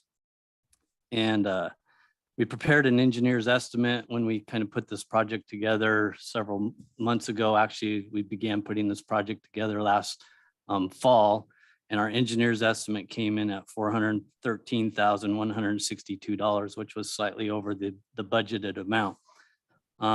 We received bids for this project on March 29th. We received 4 bids that were all deemed responsive. The low bid came in from Iron Horse LLC in the amount of $458,107. We feel that the difference between the low bid amount and what we kind of had for the engineer's estimate is due to the recent escalation in inflation rates, also the rising costs in constructions for both material and labor. And so, we feel that low budget or that low bid amount is still deemed a responsive bid and a good number. For this project, like I said, we had $400,000 budgeted for this project in the Sewer Special Reserve Fund 56, line code 7630. Also in that same fund, we have a total amount of $1,181,285 in there. So there is sufficient funds available to cover the total bid amount of that low bid amount of $458,107. With that, staff recommends that the council authorize the city manager to enter into contract with Iron Horse LLC for the 2022 sanitary sewer CIPP lining contract number 2022-003 in an amount not to exceed $458,107. With that, I can answer any questions. Any questions for Mr. McCabe? Councilor Richardson. Thank you, Mr. Mayor. Mr. McCabe, just for my edification, roughly how long does this slip lining last, or what do you hope to get out of it for a useful lifetime? 50 plus years. Thanks. Any other questions? Looking for a motion. Mayor Mays, I move to authorize the city manager to enter into a contract with Iron Horse LLC for the 2022 sanitary sewer SIP lining, contract number 2022-003, in an amount not to exceed $458,107. Is there a second? I'll second. It's been moved by Councilor Randall and seconded by Councilor Runyon, to approve the contract. Is there any more discussion? All those in favor, please say aye. Aye. Aye. Opposed? Motion carries. Thank you very much. Thank you. Item 10B is a contract for our new city manager, Mr. Matthew Klebs, and I'd like to turn it over to the city attorney, Mr. Jonathan Kara. Thank you, Mayor Mays, honorable members of City Council. On March 17th, the city had an executive session to consider the employment of a city manager as the city's chief executive officer. Following the executive session, council authorized the mayor and myself to make a tentative offer to and negotiate an employment contract with the council's top candidate following the results of those interviews. I believe he's here tonight, Mr. Matthew Klebs. And the mayor and I met with Mr. Klebs and tentatively offered the position with the understanding that the ultimate decision maker for any contract that is negotiated would be the city council. And so when the city clerk sent out this agenda packet, about 10 days ago at least, it was my sincere hope that council took time to review the agreement as we negotiated it. Mayor Mays and Matthews dealt with the substantive issues that were at play, and I handled the formalities associated with putting it all into one document. And so attached to this agenda staff report is the fruits of our labor. And so I'm happy to entertain any questions on it if any councilors or the mayor have any specific questions. But ultimately, I would hope that the council moves to authorize the mayor to execute the employment agreement for city manager with Matthew Klebs as presented. Any questions for Mr. Kara?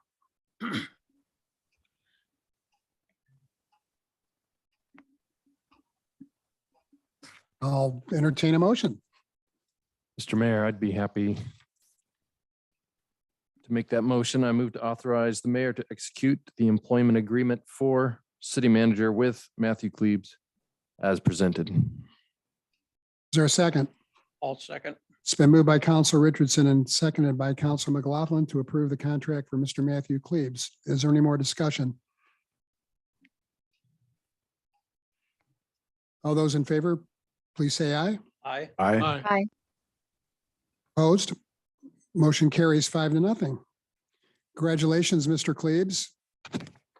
You come forward and say a few words.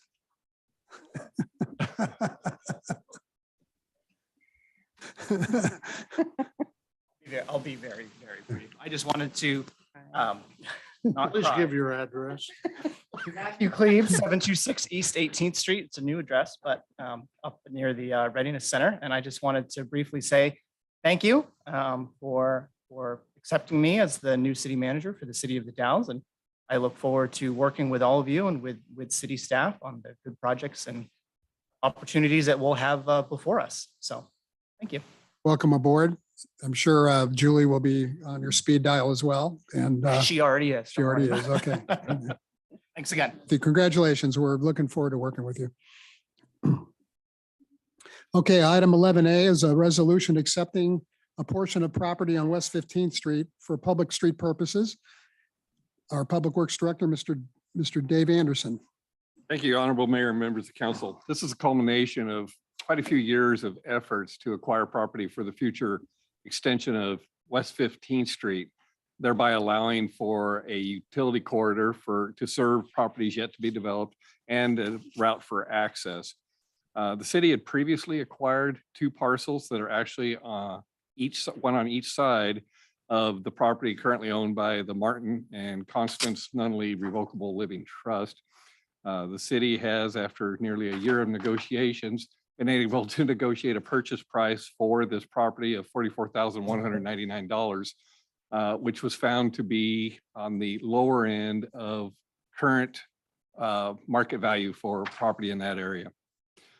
This purchase wasn't specifically budgeted because the opportunity to acquire it came up after the current budget was developed. However, we do have funds within the street fund line code 005-0500-000.7510 to support the purchase. With this expenditure, we did anticipate this expenditure, I should say, when we projected our ending fund balances for the current fiscal year. And with this purchase, there would still be $171,438 left in that line item. With that, it's staff's recommendation that the city council move to adopt resolution number 22-012, accepting a dedication of property from the Martin and Constance Nunley Revocable Living Trust for public street purposes. Any questions for Mr. Anderson? Okay, does anybody like to make a motion?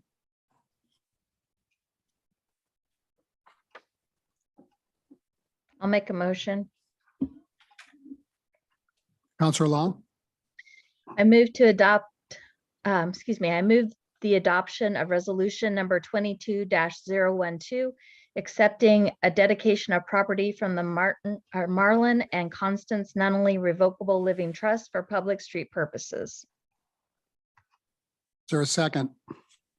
I'll second. Oh, go ahead. I'll second that. Been moved by Counselor Long and seconded by Counselor Randall to approve the resolution accepting a portion of property for public street purposes. Is there any more discussion? All those in favor, please say aye. Aye. Any opposed? Motion carries. Thank you, Mr. Anderson.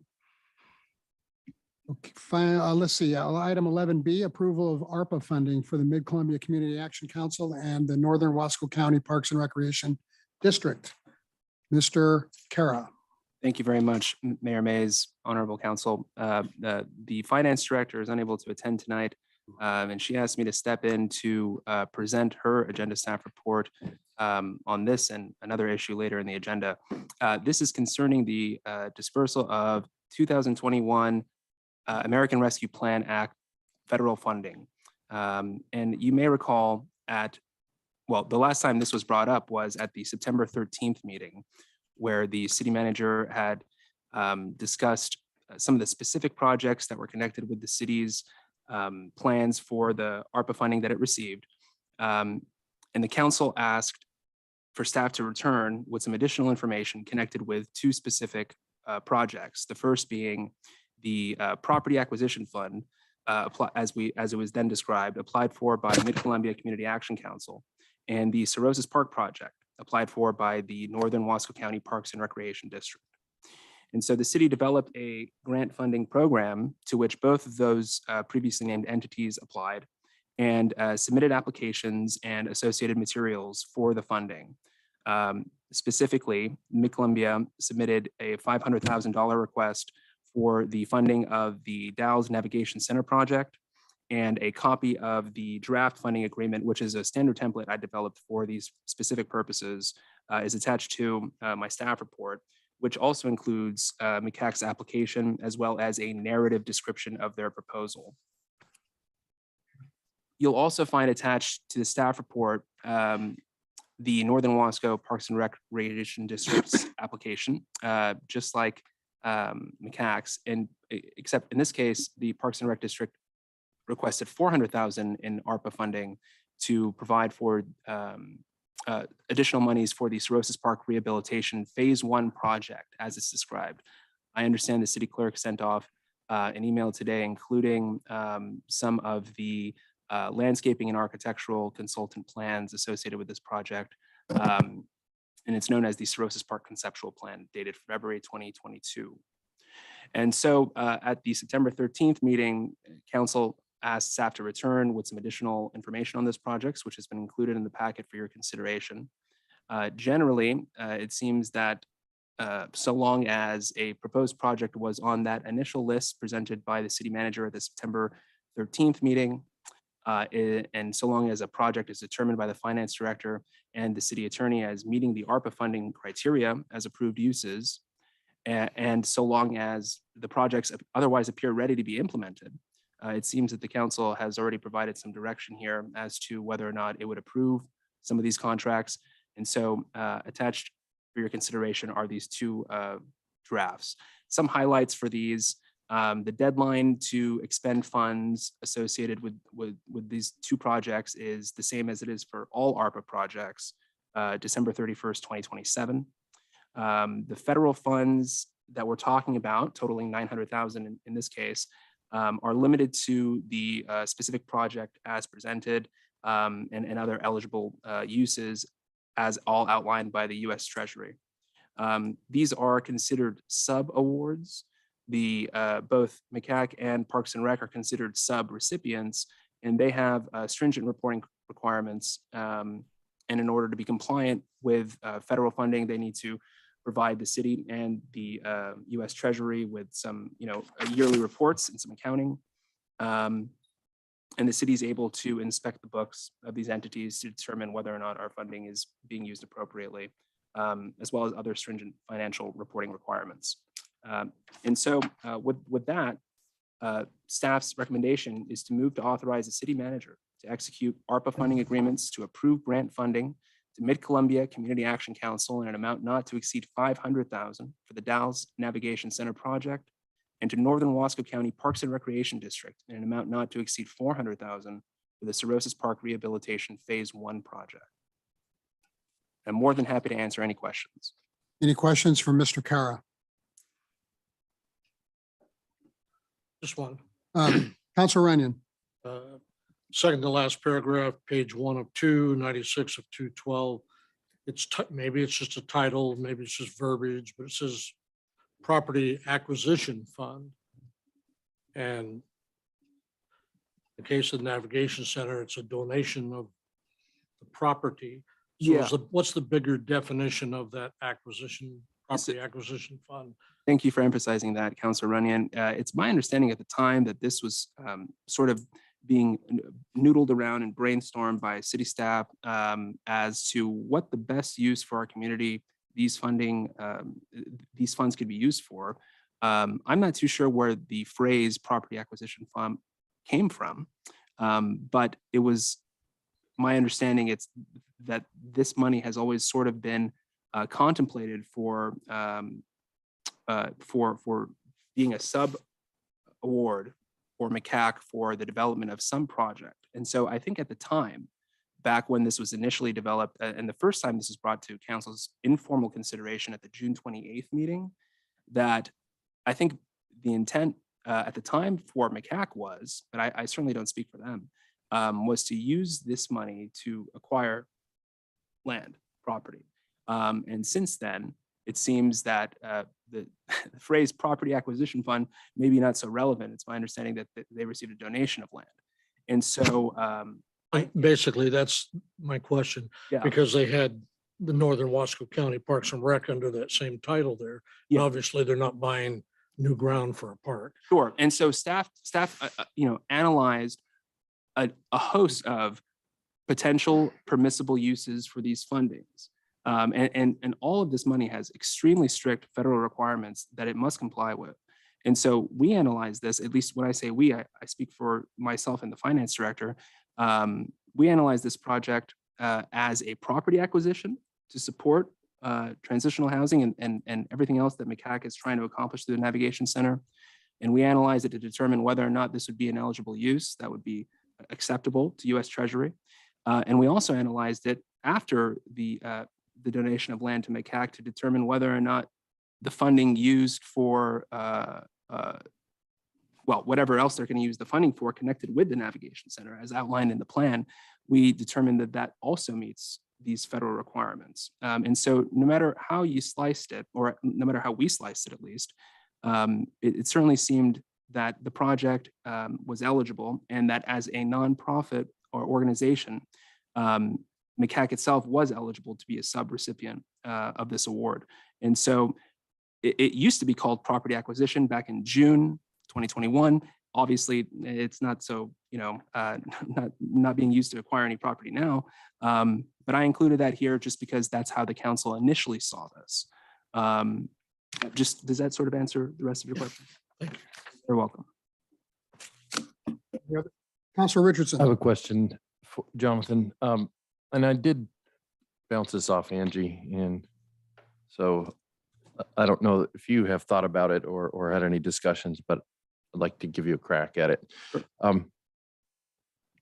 Do you see any serious problems with granting the funds specifically to Macaque for the Navigation Center upon the receipt of required City of the Dalles community development permits? No, not necessarily. And that's a political question. From a legal standpoint, this is an agreement that I drafted. And so it can say what the city wants. It's never been my understanding that the council has had that intention. And it certainly wasn't something that I don't believe has ever been brought to my attention.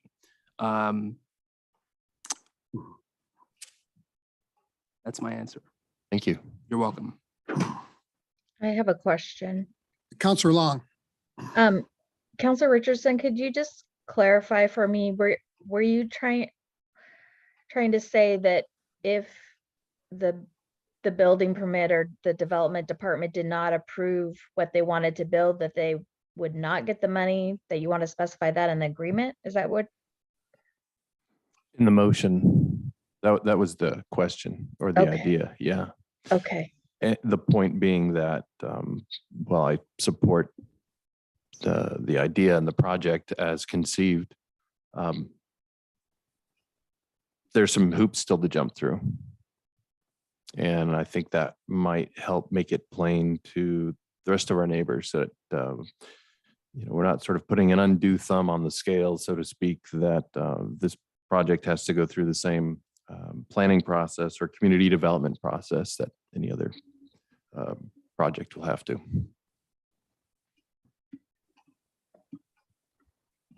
Okay, any other questions? Would anybody like to make a motion? I will make an amended motion then, Mr. Mayor. I would move to authorize the city manager to execute ARPA funding agreements to approve grant funding to Northern Wasco County Parks and Recreation District in an amount not to exceed $400,000 for the Cirrhosis Park Rehabilitation Phase 1 project. And to Mid-Columbia Community Action Council in an amount not to exceed $500,000 for the Dalles Navigation Center project upon receipt of required community development permits. Planning. Planning Department, Community Development Department permits. Okay, is there a second to the, Mr. Mayor, go ahead. sorry for interrupting. I'd prefer such a broad motion that there's some specificity in place. We happen to have, I see her in the audience, our community development director here. This is all very new to me. And I know that I also hate surprises. Sorry, Izetta, you don't have the claim to that one. And so I would very much appreciate it, Alice, if you are working today. Could you weigh in and give us your thoughts on whether or not this is something that is feasible for the city's planning processes? I mean, what we're talking about here based off of the very broad notion and motion language as presented is no funding until the city provides development permits or I'm not too sure what sorts of permits. There's many different types of permits that are connected with community development. And the city certainly isn't the gatekeeper of all of them. I know that there is a joint review implemented by Wasco County when it comes to building codes, for example, or certificates of occupancy. And so before a motion is made with that sort of general language, which would be sort of, a lot more hurdles for the city to jump through generally, I would appreciate if the community development director could provide her input on this. You could speak to the land use sign off. That's what Councilor Richard is. Specifically the cities. I'm not proposing that every other agency that might have say has to be satisfied. I'm sorry. Alice, if you could, Site plan review. why don't you introduce yourself with your job here at the city? Alice Cannon, Community Development Director, Mayor Mays, and Councilor Richardson. This particular proposal needs to get a site plan review. That's the land use application. It is typically a staff level decision. So it's appeal planning commission. So that's, yeah, this is not a conditional use permit in this particular case. So I'm hearing you right, Jonathan, Mr. Kara. I think the way to do this may be to say that the funding would be contingent upon receiving its approval. Okay. And so if we could add some specificity, I think that's all I care about from the legal side of things. Whatever the city wants to decide substantively is very much up to the city. And so with that said, thank you very much, Ms. Cannon. Can we specify in your motion, Councilor Richardson, if that's still the motion you'd like to make, that upon Macaque's receipt of community development director's approval, which is an administrative review of the site plan, Land use approval. Site plan review approval or land use approval, although it is not an approval of the use, it is an approval of the development, right? the site plan review. Right. So let's call it a site plan review. And so this is a very messy motion at this point. And so I guess everything, if you had it written down, Councilor Richardson, it would be the same exact motion you just said, except let's indicate specifically upon approval of the city's site plan review process. Would it be appropriate to amend an amended motion saying the same as previously stated upon the receipt of a site plan review? Yes. Approval of. It's whatever the city wants. Would you like it to be approved contingent upon the city's receipt or upon the city's approval of? City's Like me approval. to read what I think you said. Please do. Go ahead. Sure. Move to authorize the city manager to execute the ARPA funding agreements to approve grant funding to Northern Wasco County Parks and Recreation District in an amount not to exceed $400,000 for the Cirrhosis Park Rehabilitation Phase 1 project. And approve grant funding to Mid-Columbia Community Action Council in an amount not to exceed $500,000 for the Dalles Navigation Center project on site plan approval. Correct, which is the same as the staff recommendations language with the two projects flipped and the addition of the site plan. I'll second that. Well, I just wanted to read it to make sure everyone understood. Okay. Thank you. Okay, it's been moved by Counselor Richardson and seconded by Counselor McLaughlin to approve the staff, the recommendation as amended. Is there any more discussion? All those in favor of the motion, please say aye. Aye. Aye. Aye. Opposed? Motion carries 5-0. Thank you very much. Last item on the agenda is item 11C, a resolution authorizing budget transfers. Mr. Kara. Thank you very much, Honorable Mayor and City Council. This is another one of the Finance Director's original presentations. And again, she had asked me to step in since she won't be attending this meeting. Before you tonight is a draft resolution number 22-016, authorizing transfers of some budgeted amounts. Oregon budget law recognizes that at certain times after the beginning of the fiscal year, changes in certain appropriations in the city's budget sometimes become necessary. And the legislature has allowed for those through two different mechanisms, the first being a supplemental budget and the second being a budget amendment. Supplemental budgets generally, they add funds to existing budgets, while budget amendments move funds that have already gone through the budgeting process simply between categories of the same fund. And they don't add to the fund's total budget. And so this is before you here a resolution that authorizes the transfer of $105,000 from the contingency line item of the general fund to cover some additional contractual services in the legal department that were unanticipated at the time of original budgeting. With that, it is staff's recommendation that the council moves to adopt resolution number 22-016, authorizing transfers of budgeted amounts between categories of various funds of the city of the Dalles budget, making appropriations and authorizing expenditures for the fiscal year ending June 30, 2022. As you all know, I am not a finance person. And so I hope that I can answer any questions that any of you may have. I don't know that I can. But it's my understanding that this is essentially some bookkeeping and some formalities. And so. Any questions for Mr. Kara? Anybody like to make a motion?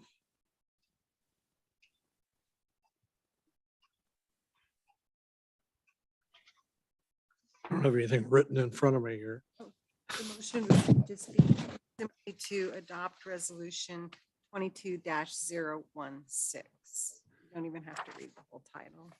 Mr. Mayor, I move to adopt resolution number 22-009, authorizing transfers of budgeted amounts between categories of various funds of the city of the Dalles budget, making appropriations and authorizing expenditures for fiscal year ending June 30th, 2022. I believe that's resolution 22-016. Is that the wrong not one. correct? Yes, it's 016. 016. That's okay. Is there a second to adopt resolution number 22-016? I'll make the second. It's been moved by Council Randall and seconded by Councilor Runyon to adopt resolution 22-016, authorizing transfers of budgeted amounts. Is there any more discussion? All those in favor, please say aye. Aye. All those opposed? Hearing none, motion carries 5-0. Thank you very much. Is there any other business to come before the city council? With that, we will adjourn. Thank you all very much for coming. Done. Are these for us? Right there. I got it here. Well, I didn't know because I didn't have anything in front of me. Then you read the The wrong language number. is basically the same. I don't want you coming. Did you come up with 009? Last month. Oh. Was that last Yeah, month? I Get pulled one up from Ron. a Supplemental thing. We've had 7 since. It's nice. It's nice and handy. When the underpass was going to be built on Union Street, Oh, yeah. Al Wynn was all against it on the radio and everything, and I kept telling him. Suing us? I got a train is on. You gotta leave, but Write that Yeah. down. not yet. Please. Record.